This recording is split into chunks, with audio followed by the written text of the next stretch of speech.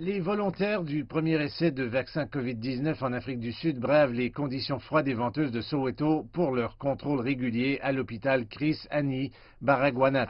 J'ai de la chance parce que je viens du monde de la recherche, donc à bien des égards, je savais que la sécurité du vaccin était prouvée. Je n'étais pas particulièrement inquiet à ce sujet. J'ai déjà reçu 2 doses maintenant. La première, je me suis senti comme si quelqu'un m'avait frappé le bras et cette nuit-là, j'ai eu très froid et des frissons pendant environ 10 minutes. Et la nuit d'après, et la deuxième fois, lorsque le vaccin a été injecté, j'ai ressenti de fortes brûlures.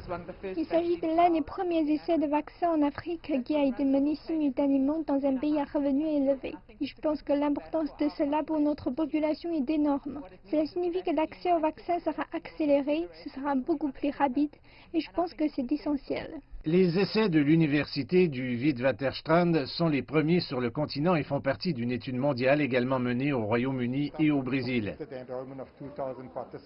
Une fois que nous aurons terminé le recrutement de 2000 participants, nous devrons continuer à les suivre jusqu'à ce qu'environ 42 d'entre eux développent le Covid-19. Au moins 2 semaines après avoir reçu la deuxième dose de vaccin. Une fois que cela se sera produit, nous pourrons alors faire une analyse pour voir si le vaccin protège réellement contre le Covid-19 ou non. L'Afrique du Sud est proche du pic avec plus de 500 000 cas. Il y a un taux de récupération marqué de 80%, mais des milliers de Sud-Africains sont toujours en train de mourir. Nous essayons d'aider le pays afin que nous puissions limiter la propagation du coronavirus et développer le vaccin. Je voulais obtenir plus d'informations sur la Covid-19 et je voulais aussi obtenir mes résultats et savoir si je suis négatif ou positif et savoir également quelles sont les précautions et comment empêcher la propagation de la Covid-19.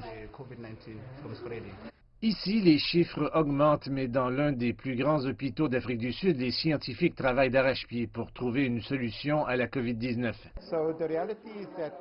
Donc, la réalité est que même si le vaccin s'avère efficace, il n'y aura pas suffisamment de doses dans un avenir immédiat. Aucune entreprise au monde ne pourra produire des milliards de doses de vaccins dans une période de temps aussi courte. Donc, ce qui devra probablement son futur, c'est essentiellement une sorte de hiérarchisation en termes de qui devrait être vacciné non seulement en Afrique du Sud, mais aussi dans le monde entier.